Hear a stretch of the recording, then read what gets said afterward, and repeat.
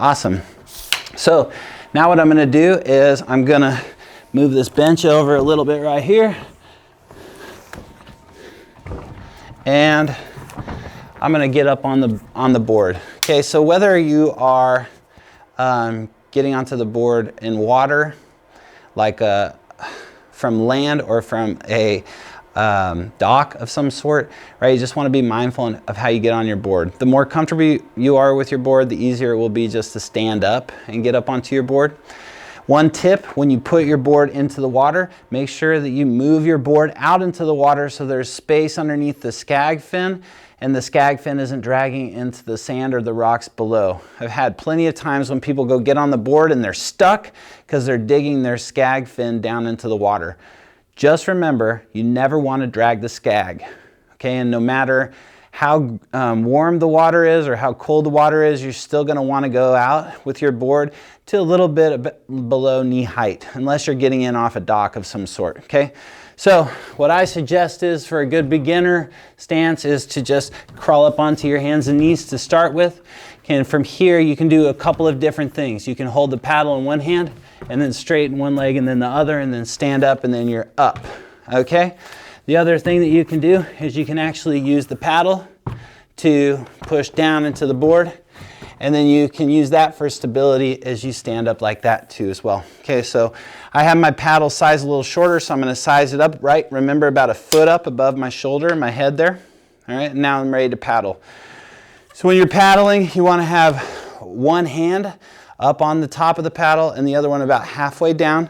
Okay, and then remember, you're not scooping the water, so the front of the paddle is the side with the Hala logo on it. The back of the paddle facing to the back of the board is the flat side, okay? And then when you're going to bend your knees, you're going to pull your paddle to about the point where your foot is, and then you're going to lift the paddle up out of the water and then start again. So there's a reaching movement, and you can see how I'm using my knees to help me pull through the water. And what I suggest is you do a couple paddles on each side, and then you switch. And when you switch, take your opposite hand on top and the opposite hand about halfway down, and then you paddle from here. Okay?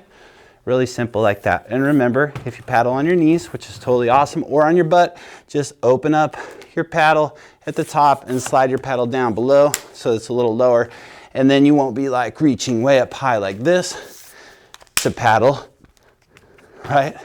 You'll have a little bit better stance to paddle with. Okay, real simple like that.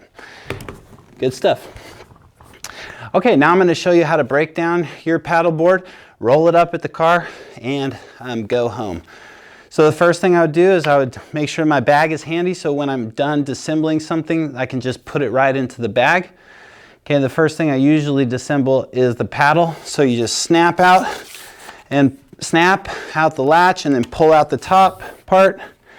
Snap out the bottom latch, push the bottom and disconnect these parts. Water will get in these, especially if you dropped your paddle. So you want to dump the water out.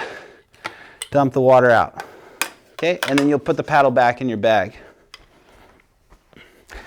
That brings me to another thing about paddles, is that these paddles don't float, you know, like if you leave them in the water long enough, they'll fill up and they'll drop down. They'll float for like 5 or 10 or 15 seconds, but if you drop them, you want to get over there as quick as you can and grab the paddle so they don't sink to the bottom, all right? Just so you know. Okay, good. And then the next thing we're going to do is we're going to deflate the board and roll it up. So at the top of the board, remember, you have your high pressure valve. So you unscrew the lid of the high pressure valve, and then there's a spring loaded valve. You're going to push it down, twist it to the right. That's going to keep the valve down and allow the air to come out. So I'm going to push down, woo, push down and spin it to the right. And you can hear a little bit about how the air just pops out of there, flies out of there like that, okay? Now you're going to keep the valve pressed down, and you're going to go to the back of the board, and you're going to slowly roll your board up from the back. Now you don't have to do this. You can use your hand pump and put it on the deflate setting, or your auto pump and put it on the deflate setting, and it will deflate it for you. Then you can roll it. I've just found for time purposes, it's just as easy to use my knees and on my hands and knees to roll the board up from the back to the front. And also when I'm doing this, I like to use a towel to wipe the water and wipe any dirt or debris off the board so that when they're being stored, they're not being there's no punctures or anything like that from little rocks or pebbles, okay? So I'm gonna come to the back of the board, and there's a little crease in the back. You just first fold it there, put your knees on the board, wipe it off a little bit if you have a towel, okay? And then you roll it again. There is the fin pad that you have to deal with. It's that red, that's what it's called, a fin pad, right? So there's the red fin pad right here. So you just want to fold on the opposite sides of the fin pad. That thing does not bend, so you'll know. And then you just keep rolling it up and putting your knees on here, unless you decided to use your pumps as a way to deflate the boards, okay? Just like that.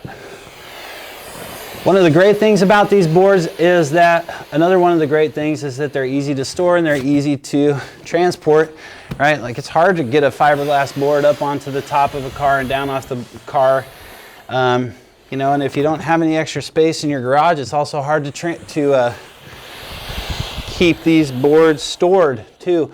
All you really need is like a 2x5 area. Okay, so I'm at the top of the board now. And remember what I said earlier, you want to make sure that the spring-loaded yellow valve is lifted up so that no water gets in there during storage. But you do the little final push the air out, and then I'm going to screw the lid, the top of the board, onto there. And I'm going to bring it up here so you can see it real quick. All right, so that's what it looks like. Okay, that's what it looks like when it's sealed like that. Okay, good. So now I'm going to take it back to my rolling backpack, sweet rolling backpack. The fins are already in there. The paddle's in there. And I'm just going to put this in just like this. I haven't found it as effective to put the board away when the bag is upright. So put the bag on the ground on the back and then slide the board in like this so you'll have better luck. Okay? So it's ready to be packed away. Now I'm going to take my hand pump and disconnect the hose. Put the hand pump in on top of the board. Take the hose, slide it into the side of the board. Take the top of the backpack, pull it up over the top of the hand pump. And I'm going to zip this guy up.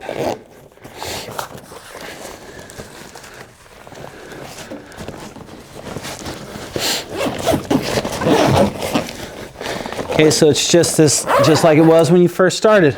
Okay, throw it in the back of my car.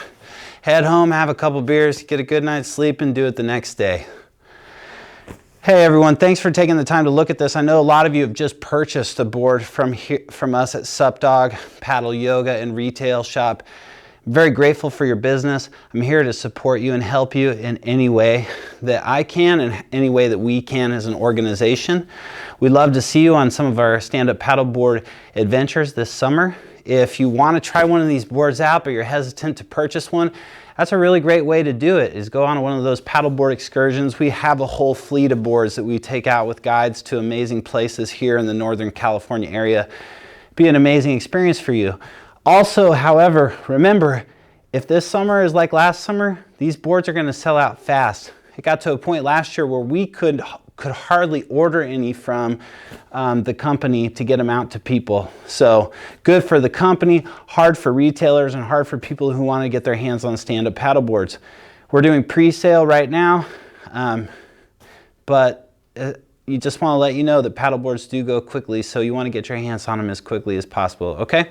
Thanks for chiming in. If you want some videos with like more color and like a little bit more distraction and maybe a little bit more humor, I did a whole like 12 video series on this, and it's kind of fun, but I feel like I was a little distracted in those videos. It was the first set that I did, so I wanted to do one that was a little bit more concise and to the point for those of you who are wanting to get out on your board right away and boogie. Thanks again for chiming in. Nick Clark from Spotted Dog Yoga and SUP Paddle Yoga Company and Retail Shop, proud representatives and retailers of Hala Gear paddle boards.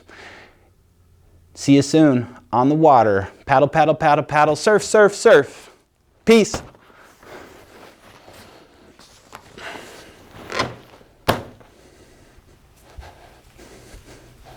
And buy a Poppy Pass if you're in Folsom area because that's the best way to get the most bang for your buck on all the state parks in this area.